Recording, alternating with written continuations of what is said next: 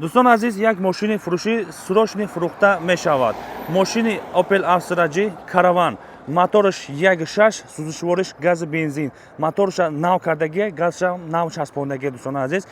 حجتاش باشه حجتاش هم نو کردگی یک ماه گذشتگی دوستان عزیز ای اوتیلیزاسیا گذشتگی حالت ماشین یک بار دیگه تماشا کنید Opel Astra G Caravan سالش 98 بالوش багаж دارد یک تون بار کرده به مالون استفاده بردن میگین خدا خواهد یک گیردوی ماشین تماشا کنید ماشین قرار دارد در مرکز ناحیه جلال‌الدین بلخی یعنی که در کلخوز آباد دوستان عزیز و یک سالنش هم نشان میدیم تماشا کنید کسانی که خریدار باشند مرحمت به مال آمده خریداری کردن گیرید یعنی که ماشین خوجگی بار کرده به مالور های کده رفته میگه انشالله اکنون باشد از یک پرابکش هم نشان میدیم دوستان عزیز خب کاندیشنرش کار نمیکنه پیچکش کار میکنه مایتافونش کار میکنه اکنون پرابکش نشان میدیم پرابکش 105251